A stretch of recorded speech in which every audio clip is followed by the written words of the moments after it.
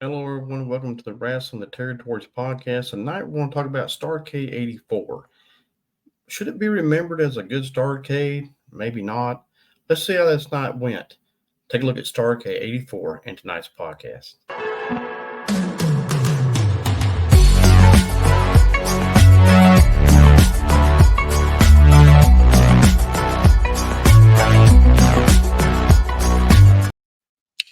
And welcome to the podcast. Hope everyone's having a good evening, morning, or whenever you're watching this.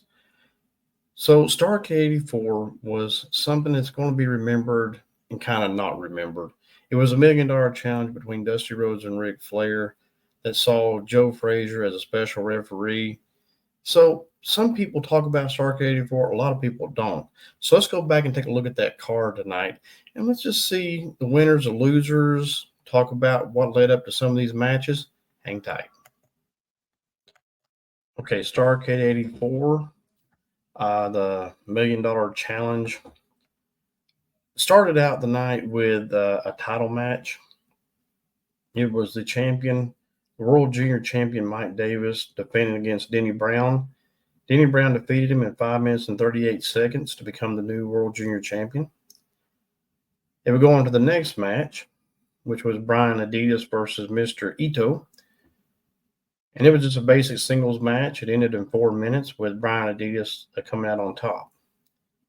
The next matchup was the Florida Heavyweight Championship. It was Jesse Barr, the champion, defending against Mike Graham.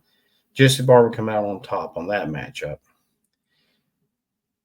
The Assassin #1 teams with Buzz Tyler, and they defeat the Zimbabwe Express. I said that wrong. Zimbabwe Express. It was Paul Jones's tag team, Elijah Akeem and Kareem Muhammad. And we'll get into that match a little bit because that's a little bit of a revenge match there for Assassin 1. The next match, the fifth match on the card, was the Brass Knuckles title championship. You don't hear a lot about, but Manny Fernandez defeated Black Bart to become the new Brass Knuckles champion. The next matchup was a Tuxedo Street Fight loser leave town match that saw Paul Jones defeat Jimmy Valiant. We move on to the next match, which is Ron Bass with J.J. Dillon at his side. It's a Mid-Atlantic Championship title on the line. Ron Bass is the champion. He defeats Dick Slater by disqualification to retain the title. Ivan Koloff and Nikita Koloff team up against Ole Anderson and Keith Larson with Don Kernoodle at ringside for Larson and Ole Anderson. We'll get into that matchup a little bit and what put Don Kernoodle at the outside of that match looking in. Tully Blanchard defeated Ricky Steamboat to retain the NWA World title, or television title. And Wahoo McDaniels defeated Superstar Billy Graham to retain the United States Heavyweight Championship. And then the matchup that ended in a stoppage, it was Ric Flair, the champion, defending against Dusty Rhodes. Flair defeats Rhodes when the match is stopped by referee Joe Frazier. Dusty was bleeding so much, the match goes 12 minutes and 12 seconds. Dusty's really upset, not very happy about that decision. This would be match #1 of 2 back-to-back Starrcade with Dusty and Ric Flair. But Joe Frazier, if you've seen the match, if you haven't, go check it out on the Peacock Network if you have it. Dusty Rhodes is bleeding just horribly on his face. And they stop it because he's like, he's not going to be able to see. So let's stop the match. So that's how they ended that matchup, give Flair the opportunity to retain the title. 84 was kind of a unique year in the World Championship title matchup. Ric Flair earlier that year lost the world title to Kerry Von Erich for a couple of weeks. Wasn't very long. And then later on, he's kind of a good guy again. Then becomes a heel again against Dusty. Then going into 85, he's a face again, going against Nikita Koloff. So until the end of 85, Flair's kind of bounced back and forth between heel and face, going from 83 to 85. So, of course, in Starrcade 83, Flair was a huge face against Harley Race for that title. But let's go back and let's take a look at these matches and talk a little bit about some of them. So going back and taking a look at some of these matches, Danny Brown becomes world junior champion. He holds that title for quite a while. If I'm not mistaken, it's not till I believe '87 when he lost it to Lasertron.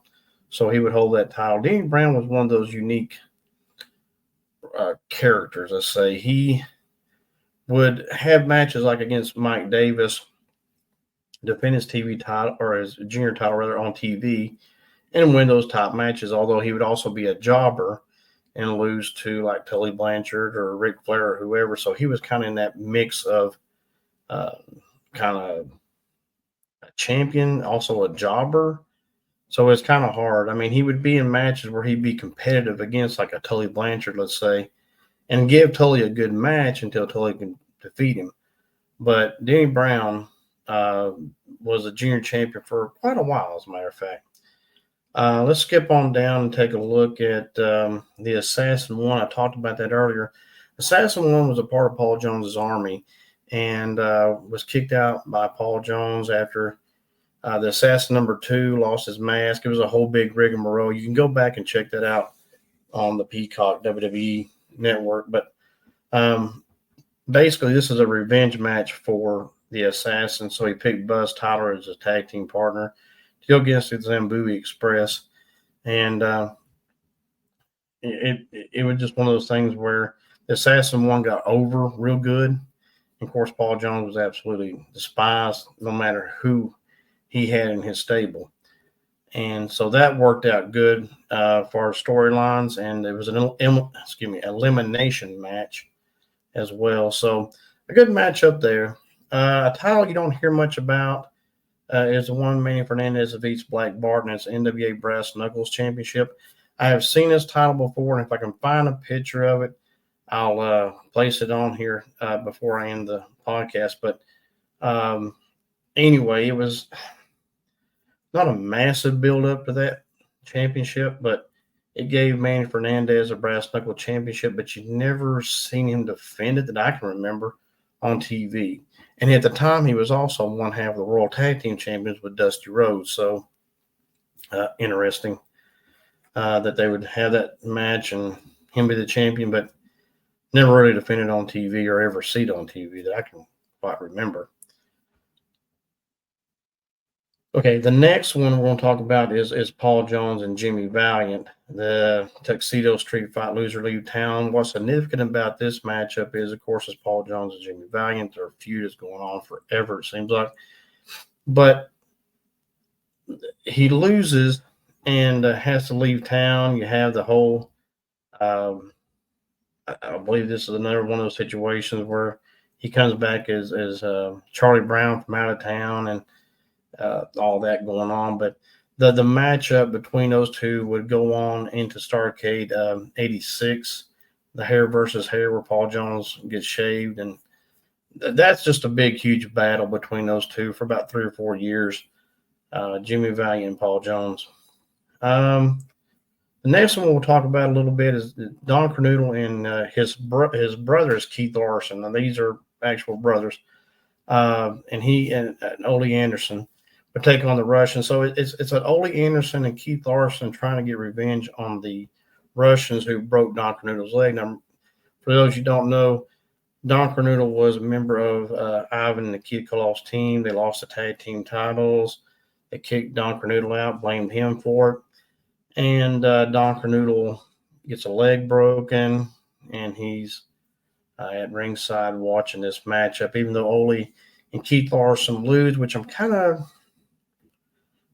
I guess in a way I can see why they would lose, but in a way it's a revenge type match that they should have won possibly. But again, it was kind of a revenge match. It didn't kind of go their way though. Tully Blanchard, Ricky Steamboat, if you get a chance, go watch this match. It's really good. The lead up to it's not too bad. You can check that out on the Peacock as well. Some of these matches one day I'll go in depth with real good, but it's for the TV title. It's not long after this that Ricky Steamboat has a dispute with Dusty in the NWA and heads off to the WWF, where he and Randy Savage have the most spectacular match ever at WrestleMania 3. But if they didn't have a dispute in Ricky Steamboat's days, that match never happens in the WWE. So anyway, it's very significant there. And then we'll look at Ric Flair and Dusty Rhodes.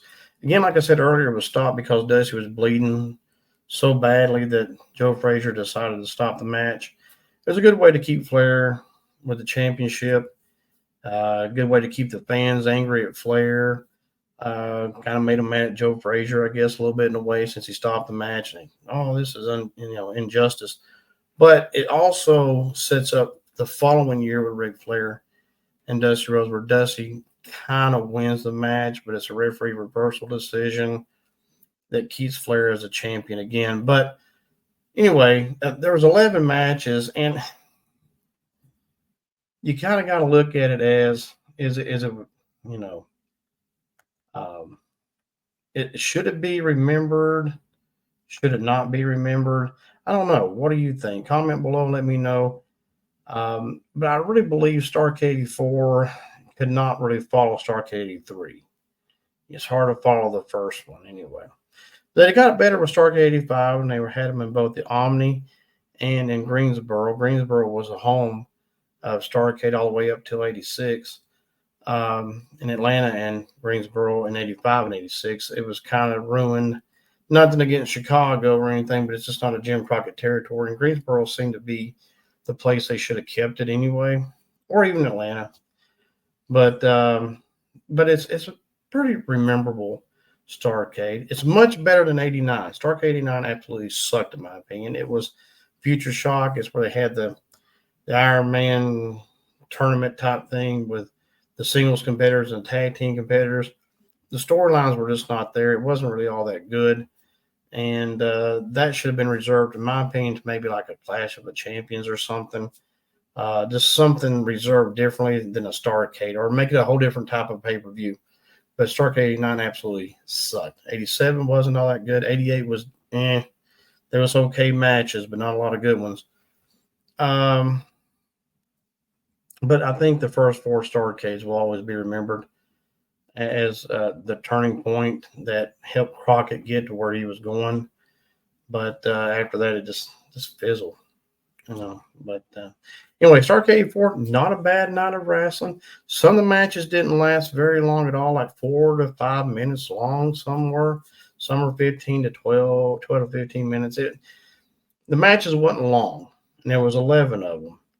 But either way, Starrcade 84, I think, is much better than 87, 88, 89, 90, so on and so on. But comment below and let me know what you think. Hit that like and subscribe. And until next time, God bless. We'll see you soon.